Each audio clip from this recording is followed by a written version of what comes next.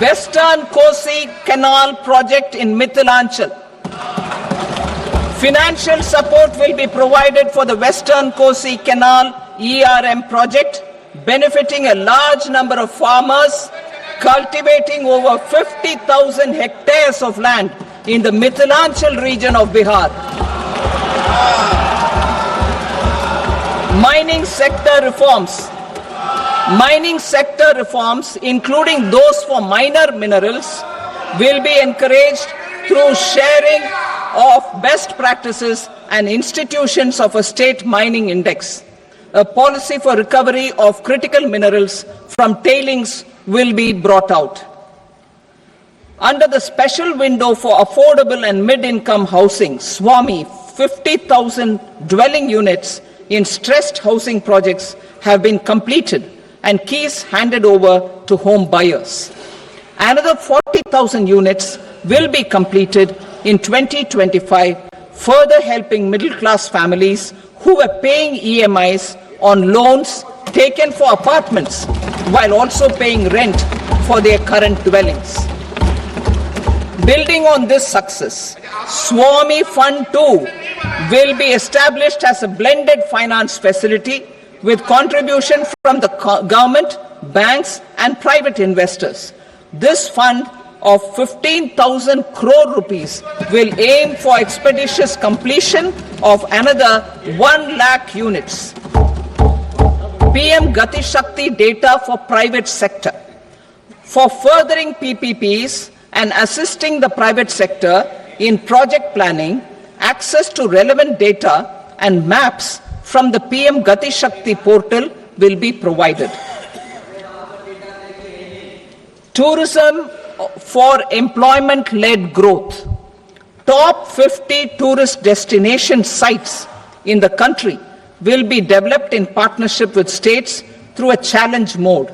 Land for building key infrastructure will have to be provided by the states.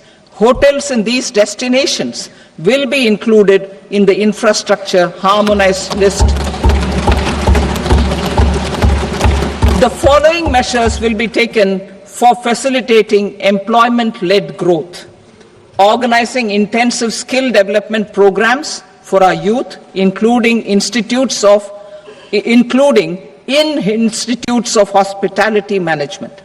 Providing mudra loans for homestays. Improving ease of travel and connectivity to tourist destinations. Providing performance-linked incentives to states for effective destination management, including tourist amenities, cleanliness, and marketing efforts, and introducing streamlined e-visa facilities along with visa fee waivers for certain tourist groups.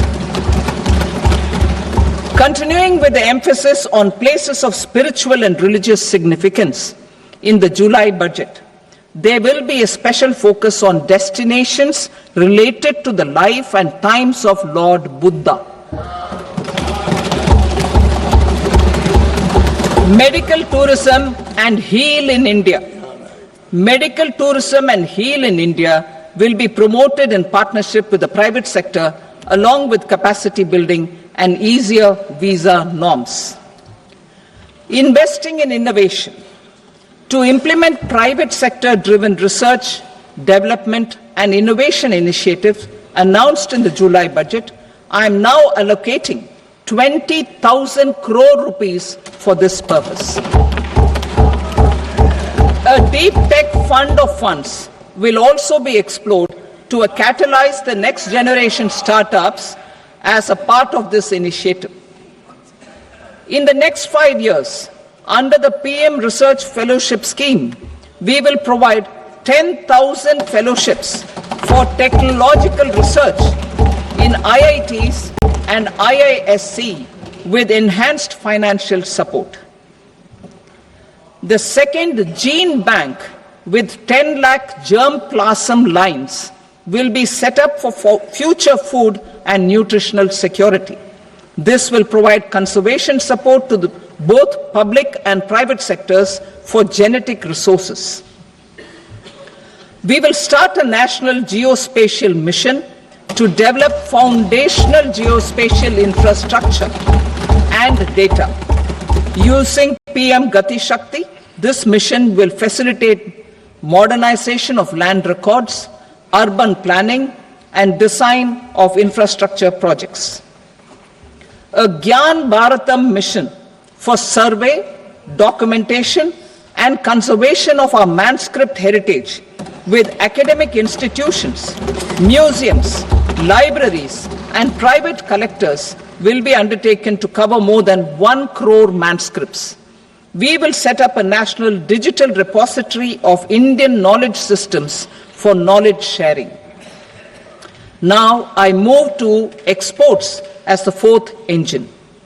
We will set up an export promotion mission with sectoral and ministerial targets driven jointly by the Ministries of Commerce, MSME, and Finance. It will facilitate easy access to export credit, cross-border factoring support, support to MSMEs to tackle non-tariff measures in overseas markets.